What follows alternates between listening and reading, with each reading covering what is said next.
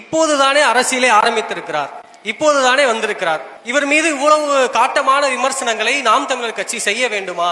அண்ணன் முன்வைத்த கோட்பாட்டை தாண்டி ஒரு தத்துவத்தை வைத்து அவரையும் விட ஆகச் சிறந்த ஒரு கோட்பாட்டோடு நான் வருகிறேன் என்றால் கைதட்டி வரவேற்று முதல் தொண்டனாக இருக்க தயாராக தான் இந்த சீமான். நீங்க புரிஞ்சுக்கணும், கருணாநிதி ஜெயலலிதா என்ற மிகப்பெரிய ஆளுமைகளை ஊடறுத்து 1.5 ஆண்டுகளுக்கு மேலே சிறையில் இருந்து 220 வழக்குகளை போடப்பட்டு ஏறாத நீதிமன்ற படிக்கட்டில்லை, தொழில் செய்ய முடியாது, கடவுச்சீட்டு இல்லை, ஒரு நாட்டுக்கு பறந்து செல்ல முடியாது, எங்கேயும் போக முடியாது, எல்லாத்தை விட்டு என் மொழி, என் இனம், என் நாடு, என் மக்கள் அவர்களின் எதிர்கால பாதுகாப்ப நல்வாழ்வு என்று நின்று ₹1 வாக்குக்கு காசு கொடுக்காமல் ஒருத்தருடைய ஆதரவு, இந்த சாதி சீமானை ஆதரித்தது, இந்த மதம் இவனை ஆதரித்தது, இந்த முதலாளி இவனுக்கு நிதி கொடுத்தான் என்று அது பிச்சை எடுத்து திரள் நிதி என்று திரட்டி அதை கூட திமுக கேள்வி பண்ணும், பிச்சை எடுத்து கட்சி நடத்தி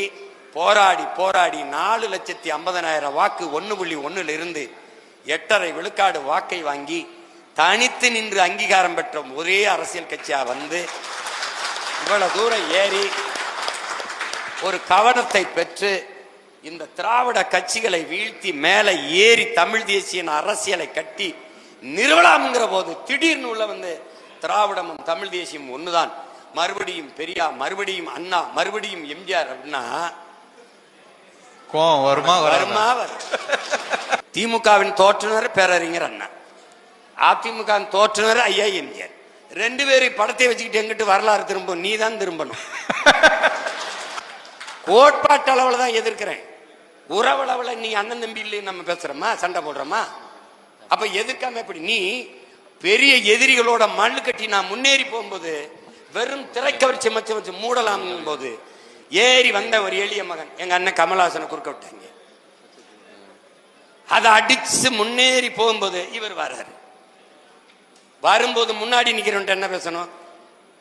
நல்லா படிக்கணும், பெற்றோர்களுக்கு நல்ல பிள்ளைகளா இருக்கணும், இந்த மது இந்த தீ பழக்கங்கள் இல்லாம இருக்கணும், ஒரு வேலையை தேடிக்கிறங்க, நமக்கு ஒரு காலம் வருது, நம்ம நல்லபடியா ஆச்சு, இப்படிலாம் பேசணும்ல.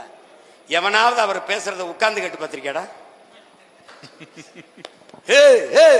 தேட்டர்ல முதல் காட்சி கத்துவான்ல, அதே தான். அப்புறம் ஏன எதிர்க்கிறீங்கன்னா, உனக்கு நண்பா நண்பி, எனக்கு தம்பி தங்கைகள், அவன் எதிர்காலத்துக்கு தான் நான் போராடிக்கிட்டு இருக்கேன், அவனை வந்து இப்படி விட்டுறக்கூடாதுன்னு நினைக்கிறேன், அதனாலதான் கத்துறேன்.